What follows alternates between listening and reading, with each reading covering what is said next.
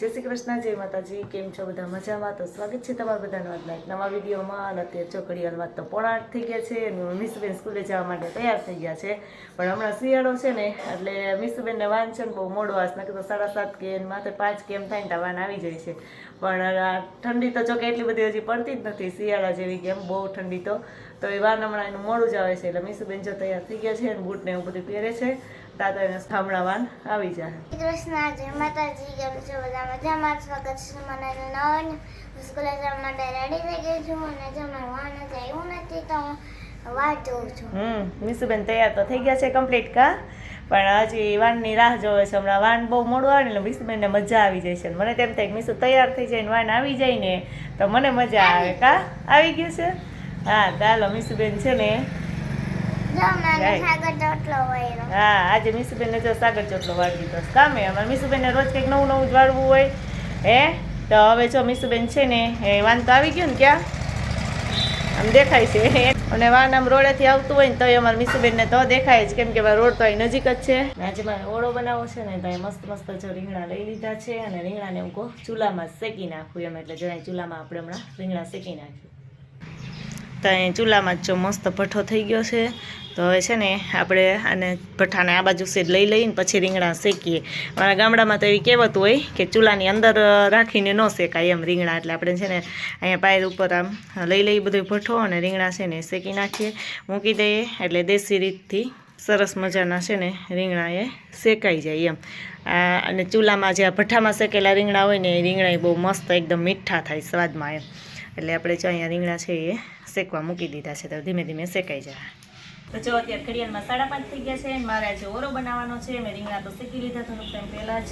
અને જો સરસ મજાના રીંગણા શેકાઈ ગયા છે આપણા. અને જો ડુંગળી, ટમેટું ને આદુ, લસણવાળી ચટણી, મરચાં અને આ ધાણા આ બધી વસ્તુ લઈ લીધી છે. અને આજે ઉપર ચૂલે છે ને રોટલા બનાવે છે ને બાજરાના.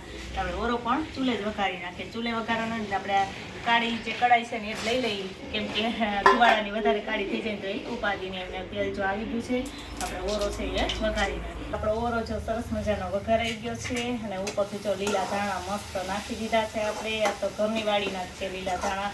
એટલે જે આપણે તાજા તાજા હોય ને ઘરના હોય ને એમાં તો સુગંધ બહુ મસ્ત આવતી હોય. એટલે જોકે હજી અમારે તો નથી થયા પણ બાજુવાળા ત્યાંથી એને જે થઈ ગયા હતા એની ત્યાંથી છે ને મારી મમ્મી લઈ આવ્યા હતા.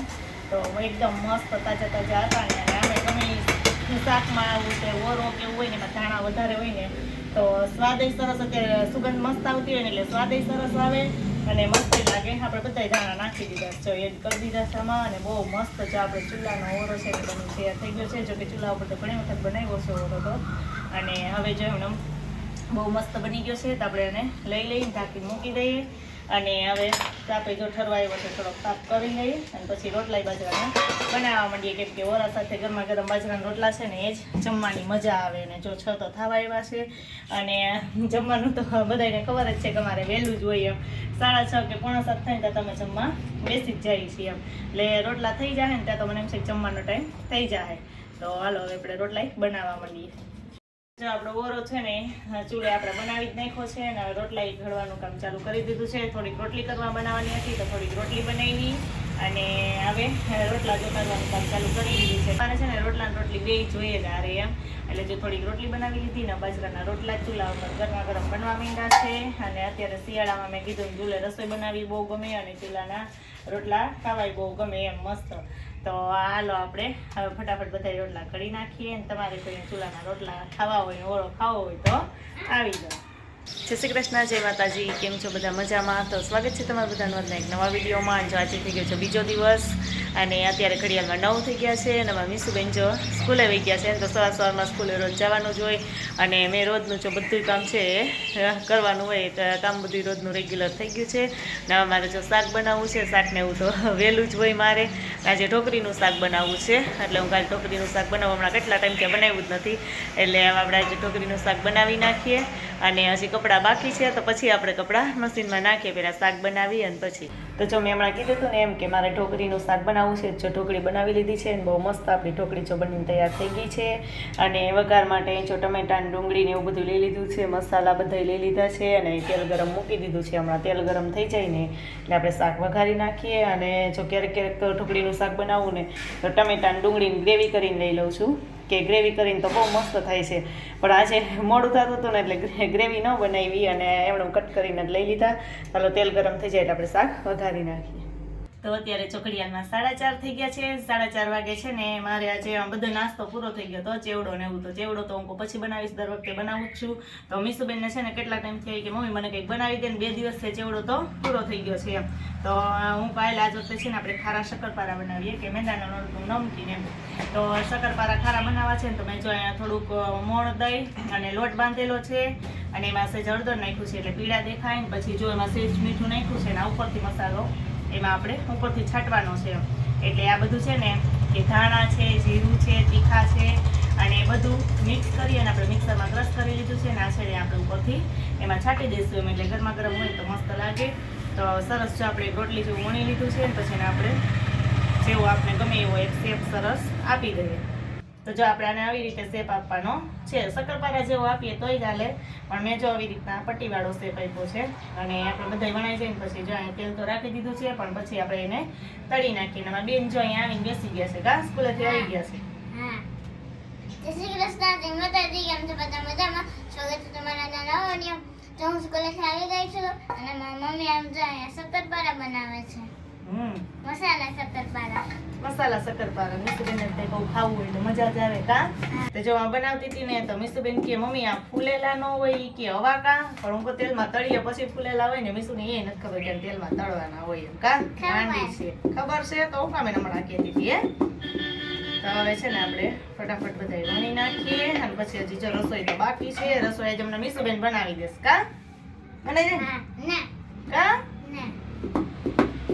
જો અમે આવી રીતે પટ્ટી જેવો શેપ આપ્યો હતો ને તો બધા જો મારા થઈ ગયા છે. મીસુબેન કે મમ્મી કઈક અલગ શેપ આપ ને તો મીસુબેન માટે આપણે શેપ ગોળ બનાવ્યો છે. કા તો હવે જો તેલ ગરમ થઈ ગયું છે એટલે આપણે હવે તરવા માંડીએ. અને દોઢ બેન બેસી ગયા છે, ધ્યાન રાખવા જ. કા જલ્દી મને કે ફટાફટ તરવા માંડી કેવા થાય છે એટલે આપણે મીસુબેન ને તો ફટાફટ કરી કેવા ગોળ કરાવ્યા તો પૂરી જેવા જ થાય ને હે.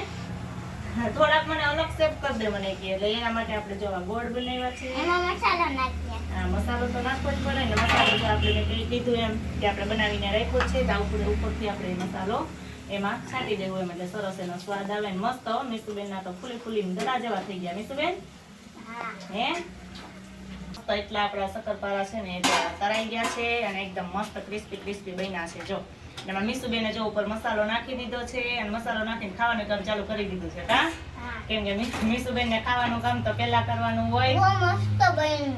તો મસ્ત કોક કરી દે એટલે તો મસ્ત જ હોય તૈયાર. કા હા એટલે જો મીસુબેન છે ને તો થોડાકમાં જ હજી મસાલો નાખ્યો છે. પછી બધાય તરાઈ જાય ને પછી એક આરેમાં મસાલો નાખીને પછી ઠરી જાય ને એટલે આપણે ડબ્બામાં ભરી લેશું એમ. તો આ ચારે ખાઈને તો બહુ મસ્ત ભાવે એવા છે, ખારી જેવા લાગે છે.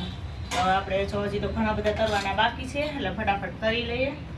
તો જે આપણા મસ્ત ખારા શક્કરપારા બની તૈયાર થઈ ગયા છે. થોડાક જો આપણે ડબ્બામાં ભર્યા થોડા કરીને એમાં મસાલો છે ને આપણે એડ કરતા જઈએ એટલે મસાલો છે ને સરસ મિક્સ થઈ જાય ને હલાવવામાં છે ને ભાંગી જાય એટલે થોડામાં આપણે મસાલો ભેળવતા જઈએ અને પછી સરસ મજાના ભરી લઈને એકદમ મસ્ત જો ખારી જેવા જ લાગે છે. ચારે ખાઈને પછી બહુ સ્વાદમાં મસ્ત છે એટલે એકદમ મસ્ત બન્યા છે. હવે આપણે થોડો મસાલો એમાં ઉપરથી નાખતા જઈએ અને પછી છે ને આપણે ડબ્બામાં ભરતા જાય પેક કરી મૂકી દઈએ. હવે થોડાક દિવસનો નાસ્તો આવ્યો એટલે જો આપણે બધામાં છે ને મસાલો ભેળવાઈ ગયો છે અને હવે જો લગભગ આખો આટલા નાખશું તો આખો ડબ્બો ભરાઈ જશે અને આપણે થોડાક દિવસનો નાસ્તો તૈયાર થઈ ગયો બહુ મસ્ત. અને હવે આપણે એને ભરી મૂકી દઈએ ને હજી ચાજો બહુ મોડું થઈ ગયું છે ને કે મારે અત્યારે રોટલી બની ગઈ હોય અથવા તો બનતી હોય એમ, પણ હજી રોટલી બનાવવાની તો બાકી છે. 5:45 થવા આવ્યા છે અને રોટલી હજી બાકી છે એટલે ફટાફટ આ મૂકી અને પછી આપણે રોટલી બનાવવાનું કામ ચાલુ કરી દઈએ. અને હાલો આને હવે આપણે ડબ્બામાં ભરીને પેક કરી દઈએ અને આ સાથે આજનો વિડીયો પણ એન્ડ કરીએ છીએ. જો તમને અમારો વિડીયો ગમ્યો હોય તો લાઈક કરજો, શેર કરજો અને જો ચેનલમાં નવા હોય તો સબસ્ક્રાઈબ કરવાનું ભૂલતા નહીં.